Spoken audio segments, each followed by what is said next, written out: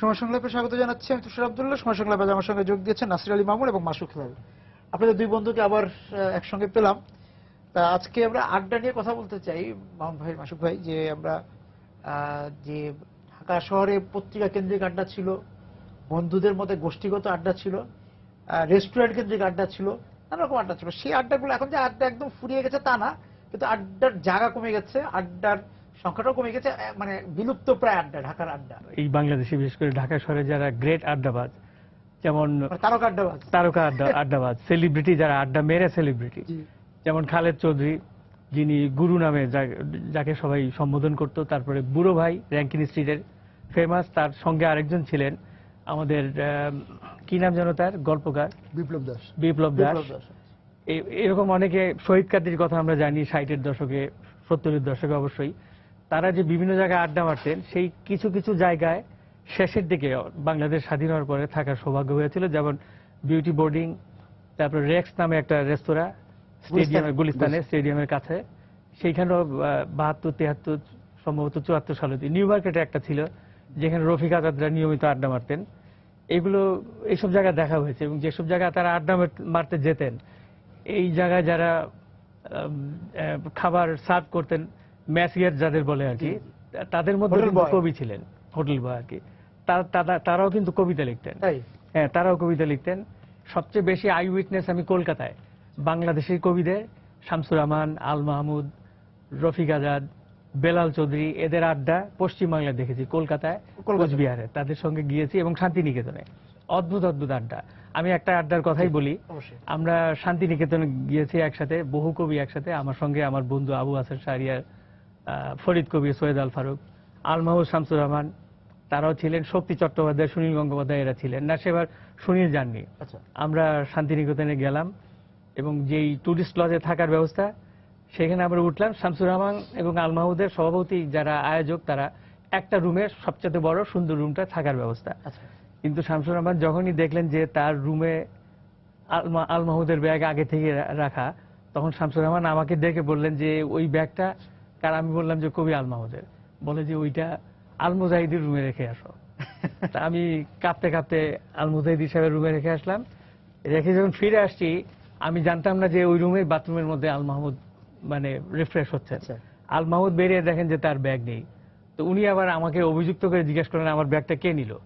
আমি খুবই একটা কাঁচুমুচু, শামসুর রহমান মিটমিট করে হাসছেন, উনিও কোনো কথা বলেন না। আল মাহমুদ বুঝে গেছেন, উনি রুম থেকে বেরিয়ে গেলেন। ওই দিন একটা আড্ডা হলো, বিরাট আড্ডা, এবং আড্ডাতে এক ধরনের আক্রমণই করা হলো আল মাহমুদকে। ওই যে পুরনো যেইটা মৌলবাদী, রাজাকার, এইসব। তো সেই আড্ডাতে আল মাহমুদ বলল যে মুক্তিযুদ্ধ চেতনা আবার কি, খুব চিৎকার করে। আমি মুক্তিযুদ্ধ করেছি, বুকে এরকম সাপোর্ট দিয়ে, মানে বুক চাপিয়ে, মুক্তিযুদ্ধ চেতনা আবার কি, মুক্তিযুদ্ধ আমি করেছি, এরা কেউ মুক্তিযুদ্ধ করেনি। তখন সব চুপ একদম। কিন্তু কথাটা তো আসলেই সত্য। তিনি যাই হোক, যাই করেন, তার মুক্তিযুদ্ধে তো তার একটা অংশগ্রহণ ছিল আর কি, কলকাতায় ছিলেন তিনি। একটু মাসুকের কাছে আসি। না, এটা তো আমি সাপ্তাহিক বিচিত্রায় কাজ করার কারণে বিচিত্রা কিন্তু একটা আড্ডা ছিল। সেখানে আখতারুজ্জামান ইলিয়াস, শওকত আলী এবং কায়েসা আহমেদ, এরা কিন্তু নিয়মিত শাহরিয়ার কবির কেন্দ্র করে একটা আড্ডা ছিল। আর একটু জুনিয়র যারা আমাদের ওই বয়সী ছিল, ওটা ছিল মইনুল হাসান সাহেবের কেন্দ্র করে, ওখানে একটা তরুণ লেখকরা সবাই আড্ডা হতো। এটা পরে এটা হতো মইনুল হাসান সাহেবের বাসায়, আমরা প্রায় যেতাম। ওখানে ওই সাবেরের বাসায়, মানে সাবেরের বাবা কবি আহসান আবিদ, রুকনুজ্জামান খান দাদাভাই, তাদের আবার ওই বাসায় একটা আড্ডা ছিল। তা আমরা জায়গা পেতাম না, আমরা ছাদে চলে যেতাম। হ্যাঁ, এর মধ্যে আবু সাইদ জুবুরি, আমি, আরো আমাদের তখনকার বন্ধু বান্ধবরা যারা ছিলেন, তারা, আমরা ছাদে আড্ডা মারতাম। আর দাদাভাই, আহসান আবিদ, তাদের এর মধ্যে ছিল বিজ্ঞানী, ওই যে শরফুদ্দিন ভাই, এরকম মাঝে মাঝে হাসিম খানও আসতেন উপরে, এই আড্ডা, তার আড্ডা মারতাম, আমরা উপরে থাকতাম। তো এই আড্ডাতে দেখতাম কয়েকজন খুব সিগারেট খেতেন, এবং হাবিবের জন্য সাদা ক্যাপসিন সিগারেট নিয়ে আসতো, এর মধ্যে কয়েকজন। আর আমরা যারা উপরে বসে থাকতাম, তার মধ্যে ছিল আলী রিয়াজ, জাফর ওয়াজেদ, হ্যাঁ, এই জাতীয়, ও তখনকার মিশুক, মিশুক মনির, আমাদের একটা আড্ডা ছিল। এটা ছিল আমি আমার সমসাময়িক কথা বলছি। আর রেখায়নে একটা আড্ডা ছিল, সেটা হচ্ছে শাহবাগে। সেটা হচ্ছে চারুকলা বেসড যত আর্টিস্টরা ছিল। রেখায়নে রাগিব ভাই এটার পরিচালক ছিলেন। এখানে সাইনবোর্ড লেখা হইতো, আর সারা বছর ঈদ কার্ড বানানো হইতো। হ্যাঁ, এটা ঈদের সময় বিক্রি হইতো। এই রেওয়াজটা কিন্তু উঠে গেছে। ঈদ কার্ডে ওটা ভর্তি থাকতো, সব আর্টিস্টরা আসতো, রং তুলি, টেবিল ভর্তি থাকতো, চা আসতেছে, সিগারেটের প্যাকেট পড়ে থাকতো, সবাই ঈদ কার্ড বানাচ্ছে। আর লাইন ধরে ইউনিভার্সিটির ছেলেমেয়েরা সেই ঈদ কার্ড নিয়ে যাচ্ছে। আবার কবিরা বসে থাকতো, কবিরা আবার সেই কবিতা লিখে যেত সেই ঈদ কার্ডের উপর। এটা ছিল আজিজ মার্কেটটা, আর শাহবাগটার আজিজ মার্কেটটার ঠিক পূর্ব পাশে। ওখানে কিন্তু নীলমলেন্দু গুণ, রফিক আজাদেরা যেত। হ্যাঁ, এরা যেত। আরো ঢাকা তুমি যে সময়ের কথা বলতেছো, যে আর্টিস্টরা আঁকতো, ঈদ কার্ড বানাইতো, তখন কিন্তু রফিক আজাদ ভাই এবং নীলমলেন্দু গুণ ওই ফালানো সিগারেটের কাগজের উপরে ছবি আমাকে এঁকে দিচ্ছিলেন নাকি, মমতা ময়ের মুখ, নীলমলেন্দু গুণ। আচ্ছা, রফিক আজাদ এবং নীলমলেন্দু গুণ যৌথ হবে যৌথ প্রযোজনা ৭৭ সালে। হ্যাঁ, তখন ওই চারুকলার যে ছেলেমেয়েরা তখন মানে কবিতা লিখে বা পত্রপত্রিকার ছবি আঁকে, তারা সন্ধ্যাবেলা একবার এখানে ডুমাট দিবে। হ্যাঁ, এবং এখানে রং তুলি, কাগজ, চা, সিগারেট আছে, এবং কবিরা আছে। এবং এই যে ঈদের আগে একদম ঠাসা থাকতো এখানে। এবং রিক্সা দিয়ে নামতেছে, তত গাড়ি ছিল না, রিক্সা দিয়ে নামতেছে, 3টা কার্ড কিনে নিয়ে গেল। হ্যাঁ, কারোর কার্ড দিতেছে। এটা কিন্তু খুব ইয়ে ছিল। আমার সারা বছর রাকিব ভাই সবারে খাওয়াইতো। সৃষ্টি এবং আন্দোলনের সূতিকাগার। এবং সেই জায়গা থেকে আমরা যদি সৃষ্টির কথা বলি, যে সব সৃষ্টিশীল মানুষরা, যাদের নাম আপনারা দুজন বললেন, সব সৃষ্টিশীল মানুষরা ছিলেন, সেগুলো নিয়ে যদি বলেন যে কেউ হয়তো নবীন এসেছেন, আসার পর তাকে কেউ হয়তো, আমরা যেগুলি শুনেছি হয়তো যে পাত্তা দেওয়া হচ্ছে, কিন্তু পরে সে আবার সবাইকে ছাপিয়ে উপরে চলে গেলেন, এরকম ব্যক্তিত্ব তো এসেছেন এই আড্ডাগুলোর মধ্যে, যোগ হয়েছেন। আমি বলতে চাই যে এই হাল আমলের গ্রেট আড্ডাবাজ কবি, আপনি কিছুদিন আগে যার ইন্টারভিউ করলেন, হেলাল হাফিজ, হেলাল ভাই। হ্যাঁ, এবং হেলাল ভাই অসম্ভব ব্যতিক্রমী এক প্রতিভা। শুধু কবি না, যিনি সারা জীবন আড্ডা মেরে এখন পর্যন্ত কাটিয়ে দিলেন, এবং উনি একা একা নিজের সাথে কিন্তু আড্ডা মারেন এখনো প্রেস ক্লাবে। আচ্ছা, আপনার মনে হবে যে উনি বসে আছেন, কিন্তু উনি বসে নেই, কিন্তু আড্ডা দিচ্ছেন, একা একা আড্ডা দিচ্ছেন। এমনকি এমন ভার্চুয়াল আড্ডা দিচ্ছেন কম্পিউটারে, ফেসবুকে। এই আধুনিক ইসের সাথে উনি যে নিজেকে মানিয়ে নিয়েছেন, এটা আমি খুব এনজয় করি। আড্ডার মানুষগুলো আসছে না, কিন্তু উনি আড্ডা মেরে যাচ্ছেন ফেসবুকে বিভিন্ন জনের সাথে, এবং চ্যাটিং করছেন। সেটাও এক ধরনের আড্ডা, কিন্তু মানে সামনাসামনি মানুষ নেই, স্ক্রিনে মনিটরে উনি আড্ডা কিন্তু মারছেন ঘন্টার পর ঘন্টা এখন পর্যন্ত। এটা খুবই বিস্ময়কর। হেলাল হাফিজ এটা দেখি কিন্তু অনেক আড্ডাবাজ যারা ছিল তারা কিন্তু বেশিরভাগই রিটায়ার করে গেছেন। হ্যাঁ, যেমন ওই জায়গাগুলো নেই, ওই রেস্টুরেন্টগুলো যারা কবিদের, লেখকদের বসবার জায়গা দিত ঘন্টার পর ঘন্টা, যে এক কাপ চা খাওয়ার বিনিময়ে 3 ঘন্টা 4 ঘন্টা আড্ডা মারার যে সুযোগ করে দিত, সেটা তো এখন রেস্টুরেন্টে না, এখন রেস্টুরেন্টগুলিতে নেই। আর আড্ডাবাজ সেই সেলিব্রিটি তারকাগুলি, তারাও কিন্তু রিটায়ার করে গেছেন, প্রয়াত বেশিরভাগই। আমি একটা আড্ডার কথা তো আমার খুব মনে হয়, যারা গিন্সবার্গের সঙ্গে আড্ডা দিয়েছেন সেই প্রসঙ্গ তারা তুললেন। এটা কুচবিহারে 86 সালের জানুয়ারি মাসে আমরা একটা কবি সম্মেলনে গিয়েছিলাম। সেখানে শামসুর রহমান ছিলেন, বেলাল চৌধুরী, রফিক আজাদ সবাই ছিলেন। আমরা সেই কুচবিহারের সারা রাত আড্ডার সময় সেখানে আবার ছিলেন শক্তি চট্টোপাধ্যায়, তো ছিলেনই। তিনি একটা গান, ধ্রুপদী গান গাচ্ছেন এই আড্ডার মধ্যেই। আচ্ছা, তাকে হঠাৎ জড়িয়ে ধরলেন কবি বিজয়া মুখোপাধ্যায়, ধরে তার চুল আঁচড়েছেন। আমি কিন্তু আই উইটনেস, আমি দেখছি এবং ছবিও তুলছি। আচ্ছা, তখন বিজয়া ডাকছেন তার হাজবেন্ডকে, স্বামীকে, শরৎ কুমার মুখোপাধ্যায়, উনিও কবি। তখন শরৎ কুমার বলছেন, মানে কি কাব্যিক দেখেন, রাগ হবে কি, তার স্ত্রী একজনকে জড়িয়ে ধরে চুল আঁচড়িয়ে দিচ্ছেন সবার সামনে, শক্তি চট্টোপাধ্যায়কে। উনি বলছেন, জড়িয়ে ধরে আছো আরেকজনকে, আর ডাকছো আমাকে, আমি আসবো না। মানে খুব মজার। মানে আমি এগুলা দেখে খুব বিস্মিত হয়ে যাই। তারপরে আরেকটা আড্ডা হয়েছিল ওই সময় না, ঠিক তার 1 বছর আগে, 85 জানুয়ারিতে সুনীল গঙ্গোপাধ্যায়ের বাড়িতে। এটা একটা বিরাট জমজমাট আড্ডা। শামসুর রহমান ছিলেন, সুনীল গঙ্গোপাধ্যায় ছিলেন, শক্তি ছিলেন। তখন হুড়মুড় করে হঠাৎ দেখলাম যে একজনকে নিয়ে আসা হলো, যিনি এক্সাইল, বিরাট মুক্তিযোদ্ধা কাদের সিদ্দিকী। তিনি তখন কলকাতার কাছেই থাকেন। তাকে নিয়ে আসলেন দাউদ হায়দার কবি।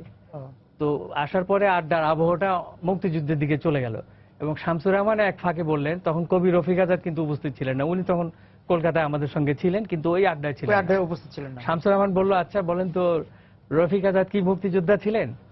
কাদের সিদ্দিকী প্রায় 1 মিনিট নীরব, সবাই চুপচাপ, যে তার মুখ থেকে শুনতে চান যে তিনি রফিক ভাই মুক্তিযোদ্ধা ছিলেন কিনা।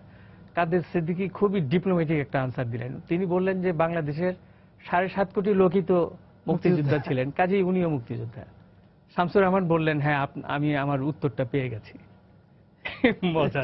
এই যে এই ঢাকার অনেক বাড়িতেও তো এরকম আড্ডা বসতো, মাসুক ভাই, এরকম কিছু আপনি হয়তো সেগুলোতে ছিলেন। আমি একটা পত্রিকা অফিসের কথাই বলি, সন্ধানী, সচিত্র সন্ধানী, মামুন মনে আছে নিশ্চয়ই, 78, 79 দিকে 79-এর দিকে বেলাল চৌধুরী এটা নির্বাহী সম্পাদক ছিলেন। যে সেই সময় বিবিসি থেকে এসে জয়েন করলেন দুইজন, সৈয়দ শামসুল হক এবং শফিক রহমান। আমি সেখানে আর্টিস্টের কাজ করি, ওই টেস্টিং করি, এরকম একটা কাজ। কাইম চৌধুরী ওখানে আর্টিস্ট, কালাম মাহমুদ আর্টিস্ট। একটা ঈশ্বংকার কাজ হচ্ছে, আমার মনে আছে, তারাপদ রায়, কবি তারাপদ রায় বসে আছেন বেলাল ভাইয়ের সামনে, আর ওখানে শফিক রহমান তার যায় দিন কলাম লিখতেছেন বসে, এবং তার দুইজনে, শফিক রহমান এবং হক ভাই, দুইজনের টাইপরাইটারে উপন্যাস লিখতেছেন। ছিল সচিত্র সন্ধানের একটা কলাম, নিয়মিত শফিক কলাম উনি পত্রিকা করে। ওখানে বসে শামসুর রহমান টাইপরাইটারে লিখতেছে বালিকার চন্দ্রযান। হ্যাঁ, ওই উপন্যাসটা একটা মজার ব্যাপার ছিল যে ওই ইংরেজিতে যে কথাগুলি ছিল এটা উনি সাধু ভাষায় লিখছিলেন। তো ওই উপন্যাসটা লিখতেছেন, এরা দুইজন সদ্য বিদেশ থেকে আসছেন, তারা দুইজন লিখতেছেন। ওখানে মাহমুদুল হক তার খেলাঘর উপন্যাসের কাটাছেঁড়া করতেছেন, রক্তাক্ত অবস্থা। একবার লিখে বেলাল এই আবার যায়, আবার লিখে আবার কম্পোজ। তখন কিন্তু ওই যে কম্পোজ, কাট কম্পোজ, ওই যে টাইপ একটা, হ্যাঁ, খুবই খারাপ অবস্থা। তো কাটতেছে, যাচ্ছে, সাইদ আতিকুল্লাহ বসে বসে সিগারেট খাচ্ছে ওই জায়গাটা আর কি। আর সন্ধানীর গাজী শাহাবুদ্দিন ভাই নিঃশব্দে আসতেছেন, যাচ্ছেন। এইবার আরেকজনও খুব নিঃশব্দে আসতেন, কিন্তু মাঝে মাঝে, যেহেতু তার পেশার জায়গাটা ছিল উইলস লিটল ফ্লাওয়ার স্কুল, কথা বলতেন না, কিন্তু আড্ডার মধ্যে থাকতেন ঘন্টার পর ঘন্টা, কোনো কথা বলতেন, একদম চুপচাপ বসে থাকতেন, এবং উনি কিছু বলতেন না। তো এর মধ্যে যে হলো কালাম মাহমুদ, খুব স্মার্ট আর্টিস্ট ছিলেন। কালাম মাহমুদ আসলেন, বেলাল ভাই বলল, যা কালাম, এটা না তো হবে না, আজকে এই ইলাস্ট্রেশনগুলি শেষ করে দিতে হবে খেলাঘরের। উনি, আমার এখনো মানে বিস্ময়ের মতো লাগে, উনি বসলেন, খেলাঘর উপন্যাসটা মাহমুদুল্লাহকে এক পাশে বসা, কালাম মাহমুদ একটা স্ক্রিপ্টের উল্টা পাশে, সাদা পাশে বল পেন দিয়ে, তখন মাত্র বল পেন চালু হয়েছে, বল পেন দিয়ে উনি ইলাস্ট্রেশনগুলি করলেন খেলাঘরের। হাসান আজিজুল হক আসলেন একদিন, উনি অর্ধেক উপন্যাস লিখে নিয়ে আসছেন, আর বাকিটা পারতেছেন। ঈদেও চলে যাচ্ছে, তখন যেহেতু ওই পাইকা টাইপে কম্পোজ করা এত দ্রুত করা যাচ্ছে না, তো ওই উপন্যাসটা কি নাম দেওয়া হবে? বেলাল ভাই বলে এটার নাম অসম্পূর্ণ উপন্যাস। এবং অসম্পূর্ণ উপন্যাস এলো, এবং ওই বিসিকে তখন কাজ করছেন কামরুল হাসান, শিল্পী কামরুল হাসান। কামরুল হাসান আসলেন এই অসম্পূর্ণ উপন্যাসের জন্য, উনি একদিন সময় চাইলেন ইলাস্ট্রেশনের জন্য, বললো যে না, একদিন দেওয়া যাবে না, আপনাকে সন্ধ্যায় দিতে হবে। হ্যাঁ, কামরুল হাসান এগুলি নিয়ে চলে গেলেন, এবং সন্ধ্যার সময় উনি নিয়ে আসলেন, এবং 10-12টা ইলাস্ট্রেশন নিয়ে আসলেন। ওই সময় আমার ওই এগুলি মনে হয়, কেন এই লোকগুলি অনেকে নাই, অনেকে আছেন, কিন্তু অত জমজমাট আড্ডা ঈশ্বংখ্যা নিয়ে, একটা ঈশ্বংখ্যার স্মৃতি। আমরা একটু বিরতিতে যাচ্ছি, ফিরে এসে আন্দোলন, 90 গণ আন্দোলন কেন্দ্রিক ওই সময় বিভিন্ন আন্দোলন হয়েছে, সেইগুলো নিয়েও অনেক আড্ডা হয়েছে, আড্ডা থেকে অনেক কর্মসূচি হয়েছে, তাই না? আপনারা দুজনে হয়তো সেগুলোর সাক্ষী। রাজনীতির আড্ডা, তারপর কোনো একটা রাজনৈতিক কর্মসূচির আড্ডা, সেখান থেকে তো নানা রকম কর্মসূচি, রাজপথে আন্দোলন হয়েছে, সেই আড্ডাগুলো তো মাসুক ভাই। সেটা আমাদের বিচিত্রা কেন্দ্রিক একটা আড্ডা ছিল, যে আমি তখন বিচিত্রা কাজ করি, আমাদের সম্পাদক শাহাদত চৌধুরী তখন কিন্তু একদম একসাথে ঘনিষ্ঠ লোক আর কি, এবং কাজ করেন উনি। আর আমি শাহরিয়ার কবির সরাসরি তার বিরোধিতা করি, এবং আমরা এই রাজনীতি কাজ করি। সেটা হচ্ছে, তখন বাংলা একাডেমিতে একটা বইমেলা শুরু হয়েছে, এবং ওই বইমেলায় শাহরিয়ার কবির একটা স্টল ছিল, ডানা প্রকাশনের। ওখানে নিষিদ্ধ লেখাগুলি আসতো। এই লেখাগুলি আসলে এই লেখাগুলি কম্পোজ করার জন্য মানে ডানা পাবলিশারে গেলেই আমার একটা বই, আনু মোহাম্মদ একটা বই দিয়ে দিত, একটা বইয়ের ভিতরে লেখা থাকতো, এই লেখাগুলি নিয়ে আমি যেমন পাঠকের মতো নিয়ে চলে আসতাম। পরে কখনো কখনো এর মধ্যে সেলিফিন থাকতো, এইটা পরে আমি জোড়া দিতাম। সন্ধানীতে একটা পেস্টার ছিল, ওটা দিয়ে জোড়া দিয়ে বিভিন্ন জায়গায় ছাপানোর জন্য নিয়ে যেতাম। আমাদের সাথে তখন ছিল রুদ্র, মোহাম্মদ শহীদুল্লাহ এবং জাফর ওয়াজেদ। এটা ছাপাছুপি এবং মোটরল দায়িত্ব ছিল আমি, জাফর ওয়াজেদ, রুদ্র এরকম আমাদের আরেকটা বন্ধু ছিল, পরে আমরা জানলাম যে এখন জানি শুনছি, কিছুদিন আগেও শুনলাম যে সরকারি লোক ছিল তখন। তা আমরা যেখানে ছাপাইতে নিয়ে যেতাম, বাংলার মেনেতে নিয়ে গেছি, রুদ্র আমরা লাফাইয়া পরে কোন রকমের মানে আর্মি চারিদিক দিয়ে ঘেরাও করে ফেলছে, আমরা খবর পেয়ে পিছন দিক দিয়ে পালায় নামে আসছি। আজাদ একটা পত্রিকা ছিল, ওখানে ছাপাইতে গেলাম, দৈনিক আজাদ। তো ওখানে আমরা গেলাম, রুদ্র, আমি, জাফর ওয়াজেদ, মিনার মাহমুদ ছিল আমাদের সাথে। ওখানে একই ঘটনা ছিল। পরে শুনলাম যে আমাদের এক টেকো কবি বন্ধু, সে হচ্ছে সরকারি লোক ছিল। তারপরে এটা বের করা হয়েছে বাংলা বাজারে। এই যে পারিজাত প্রকাশনের শওকত বলে একটা ছেলে আছে, আমার একটা বই বের করছে।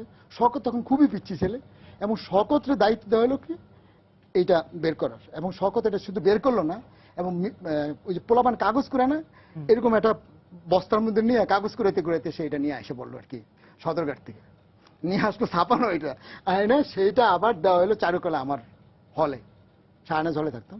এখান থেকে আবার রুদ্র এসে এটা অর্ধেক নিয়ে গেল। এইভাবে ছিল আমাদের কার্যক্রমগুলি। আমরা যে মোহাম্মদ সফা ভাই, তারপর আব্দুল্লাহ আবু সাইদ, তাদের ঘিরেও তো আড্ডা হয়েছে, তাদের ঘিরে আড্ডা হয়েছে। আব্দুল্লাহ আবু সাইদকে ঘিরে এখন আড্ডা চলছে। আরেকটা আড্ডা ছিল হাইলি ইন্টেলেকচুয়াল যারা, যেমন প্রফেসর আব্দুল রাজ্জাক। আচ্ছা, আব্দুল রাজ্জাক, হ্যাঁ সেটা একটা। আহমেদ শরীফ রাজ্জাক স্যার, হ্যাঁ শরীফ স্যার খুব কম আড্ডা মারতেন, রাজ্জাক স্যার নিয়মিত আড্ডা মারতেন। এবং অদ্ভুত ছিল তাদের আড্ডা হলো ইশারায়। সেই আড্ডা হতো ঢাকা বিশ্ববিদ্যালয়ের ক্লাবে, এবং আড্ডার সময় তারা প্রচুর চা খেতেন এবং ধূমপান করতেন আর দাবা খেলতেন, এবং প্রচুর কথা হতো, রাজনীতিক, সাহিত্যিক, নানা ধরনের কথা হতো। এবং প্রফেসর রাজ্জাক সাহেবের এরকম আড্ডার সময়, এটা খুব সম্ভবত ৭৭ সালের শেষে, শিল্পী এস এম সুলতানকে নিয়ে আমি একবার ওখানে গিয়েছিলাম। আহমদ সাফা ভাই পাঠাইছিলেন অল্প কিছু টাকার জন্য। সুলতানের থাকার কোনো ব্যবস্থা নাই ঢাকায়, খাওয়ারও কোনো ব্যবস্থা নাই।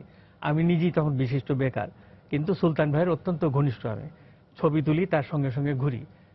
তো রাজ্জাক স্যারের ওখানে যখন গেলাম, দেখলাম যে উনি দাবা খেলছেন এবং পাইপ তিনি খাচ্ছেন। তো রাজ্জাক স্যারকে সালাম দিয়ে বললাম যে এরকম এস এম সুলতানকে নিয়ে আসছি, ওনার তো থাকা সহ ভাই পাঠাচ্ছেন। ছোট্ট একটা চিরকুট ছিল সহ ভাই, সেটা তার হাতে দিলাম। এবং ওইটা পাওয়ার সাথে সাথে রাজ্জাক স্যার জাতীয় অধ্যাপক, উত্তেজিত হয়ে দাবা খেলা ছেড়ে উনি একদম দুপায়ে দাঁড়িয়ে পড়লেন এবং আমাকে এইভাবে ঝাঁকি দিয়ে বললেন, ভিক্ষুক নিয়ে আইছেন নিহি। উনি একটু ঢাকায় ভাষায় কথা বললেন। আমি একবার থতমত খেয়ে গেলাম এবং পকেট থেকে বের করে 200 টাকা আমার হাতে দিলেন। 200 টাকা ওই ৭৭ সালের শেষে অনেক টাকা। আমি এখন কাঁপতে কাঁপতে, সুলতান ভাই দূর থেকে দেখছেন এবং উনি শুনেও ফেলেছেন যে রাজ্জাক স্যার কি কমেন্টস করেছেন। সুলতান ভাইকে যখন টাকাটা দিতে গেলাম ওই বিশ্ববিদ্যালয় ক্লাবের বাইরে, তখন উনি নিলেন না। আমরা সহভাইয়ের কাছে গেলাম এবং আরেক কাণ্ড, সহভাইয়ের কাছে যখন গেলাম এই ঘটনা বললাম, আহমদ সফা তখন খুবই উত্তেজিত, চলেন কলার ধরে রাজ্জাক স্যারের মেরে আসি। অথচ রাজ্জাক স্যার কলারওয়ালা কিছুই পারেন না, পাগল। এইসব পাগল, বড় বড় পাগলদের কাহিনী। হ্যাঁ, তো রাজ্জাক স্যারের যে আড্ডার কথা বললাম, এরকম 2-3টা আড্ডায় আমি চুপচাপ কাছাকাছি ছিলাম, শুধু তার অ্যাপয়েন্টমেন্টের জন্য, যে পরের দিন রাজ্জাক স্যারের কাছে গোপনে আমি যেতাম। তো উনি আমাকে প্রথম দিকে নানা রকম উপকার করে দিয়েছিলেন, যে যাদের কথা উনি বলতেন, যেমন আহমদ শরীফ স্যার, বদরুদ্দিন ওমর, আবুল হাসিম, কিছু কিছু প্রতিভা মানুষ যেগুলি সম্পর্কে আমি খুব বেশি জানতাম না, উনি একটা তালিকা করে দিয়েছিলেন। সেই তালিকা অনুযায়ী, এবং সেই লোক জসিমউদ্দিন বারে বারে বলতেন, জয়নুল আবেদিন, আমি সেই সময়ে তার এই তালিকা ধরে ধরে তাদের বাসায় গিয়ে গিয়ে তাদের পোর্ট্রেট করতাম। আর আরেকটা কথা বলতে চাই যে এস এম সুলতানও কিন্তু আড্ডার মধ্যে থাকতেন। নিউ মার্কেটের কাছে একটা আপনার বাদ্যযন্ত্রের দোকান, সেই দোকানে এস এম সুলতান আড্ডা মারতেন। দোকানটা বন্ধ হয়ে যেত যখন রাত্রে, সেই রাতে, এবং সারা রাত আড্ডা হতো। এই আড্ডার মধ্যে এক ধরনের লোক তার ছিল বাছাই করা। তারা মানিকগঞ্জ, যশোর, ফরিদপুর, নারায়ণগঞ্জ, বিভিন্ন জায়গা থেকে আসতো। তারা প্রায় সকলেই শিল্পী, বাদ্যযন্ত্র বাজাতেন। সুরশ্রী, সেই দোকানটা এখনো আছে। সুরশ্রী, হ্যাঁ, 2টা ভাগ হয়ে গেছে, এখনো আছে।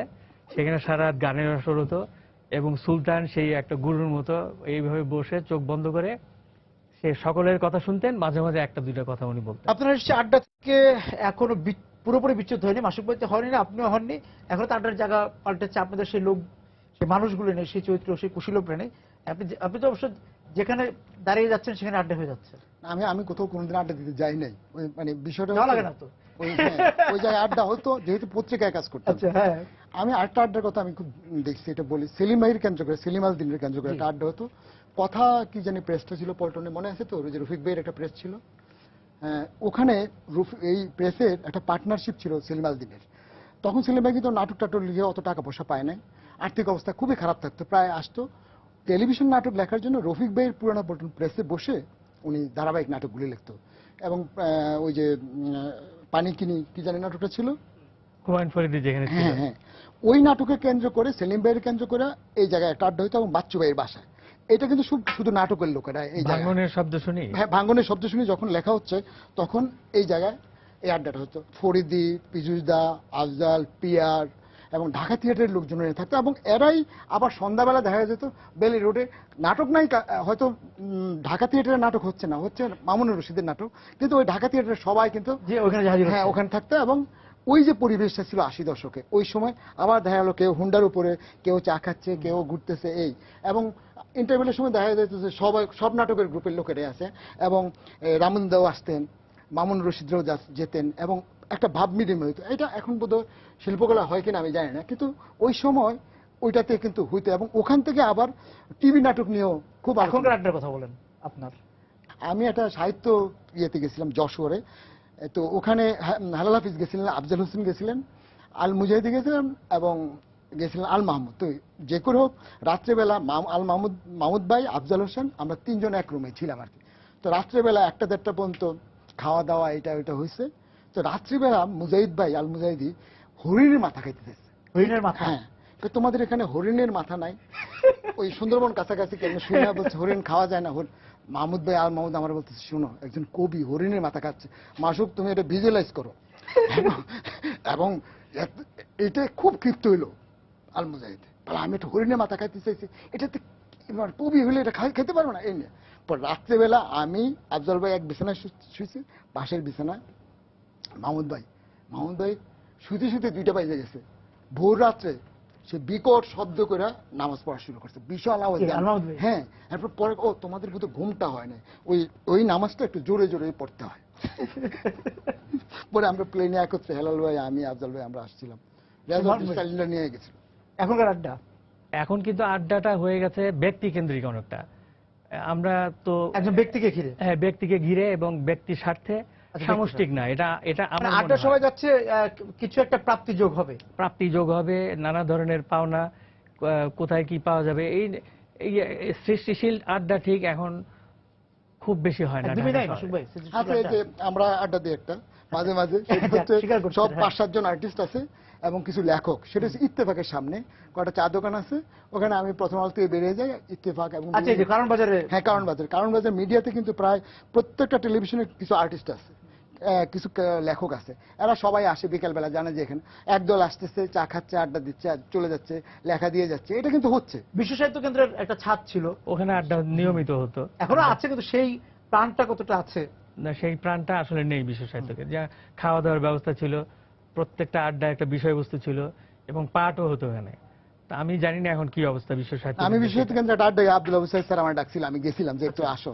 আমি এক বৃহস্পতিবার আড্ডা হয় রাত্রেবেলা, এবং আড্ডাটা হলো অনেকক্ষণ, এবং সবই মানে সব বিষয়ে আড্ডা হয় দেখলাম, রাজনীতি, এনজিও, হ্যাঁ কর্পোরেট আড্ডা হয়ে গেছে, হ্যাঁ একদম সব ওই জাতীয় দেখলাম আর কি। এবং এখানে দেখলাম অনেকে আবার ফেসবুক ব্যবহার করে না, এবং এটা সগর্বে বললো না এটা সময় নষ্ট করে, এরকম আমি দেখলাম। আমাদের রাজধানী ঢাকায় কিন্তু দীর্ঘমেয়াদী কোনো আড্ডা মানে বা প্রতিষ্ঠানগত এখন পর্যন্ত টিকে নাই, কিন্তু কলকাতায় এরকম 2-3টা টিকে আছে শতবর্ষের। যেমন আমরা স্মরণ করতে পারি কফি হাউসটা, যেখানে সত্যজিৎ রায়ের মতো লোকরা আড্ডা মারতে যেত নিয়মিত, সুনীল শক্তি, তারা তো যেতই। তার পরবর্তীকালের লেখকরা এখন কিন্তু নিয়মিত তারাও যায়, এবং কফি হাউসটা কিন্তু সেই আগের মতো আড্ডা এখন ভার্চুয়াল জগতে চলে গেছে। আর যেটা বলছেন যে একটু কর্পোরেট স্বার্থে ঢুকে গিয়েছে আড্ডার মধ্যে, সেই নির্জল আড্ডা নেই, আছে কিন্তু খুব কম। আর কিছুটা মানে ঘরে ঢুকে গিয়েছে অনেক আড্ডা, আর সেই ছাদগুলো তো নেই, আগে ছাদগুলো নেই, ফুটপাত নেই, এখন ফুটপাতে তো আড্ডা দেওয়ার জন্য দাঁড়ানো যায় না, নিউ মার্কেটে বইয়ের দোকানের সামনে সেই আড্ডা দেওয়ার জায়গা নাই, তারপর রেস্টুরেন্ট গুলিতে আড্ডা দেওয়ার সেই ব্যবস্থা নেই। তারপর আড্ডা নিশ্চয়ই থাকবে, এই যে আমরাও আজকে আড্ডা দিলাম, আর মাসুক ভাই মাঝে মধ্যে আসলে ভালো আড্ডা হয়। আমি বলছি মাসুক ভাই, যেখানে আপনি এমন দুইজনকে নিয়ে আসলেন যে দুইজন কিন্তু সত্যিকার অর্থে আড্ডাবাজ না, কিন্তু অনেক আড্ডার মধ্যে আমরা আই উইটনেস, আমরা সব বড় বড় তারকা আড্ডাবাজদের আমি দেখেছি, ক্যামেরা ছিল আমার সঙ্গে, এগুলো আমি প্রমাণ দেখেছি, আছে। ছবিও তুলেছে। তারা আড্ডা দিয়েছে, একজন ক্যামেরা একজন স্কেচ। আপনাদের দুজনকে ধন্যবাদ আজকে আমাদের সঙ্গে যোগ দেওয়ার জন্য। দর্শক যারা ছিলেন আজকে সময় সংলাপের সঙ্গে এই আলোচনায় বা এই আড্ডায়, আপনাদেরকে ধন্যবাদ জানিয়ে শেষ করছি আজকের সময় সংলাপ। দেখা হবে আগের দিন। সবাই সুন্দর থাকুন।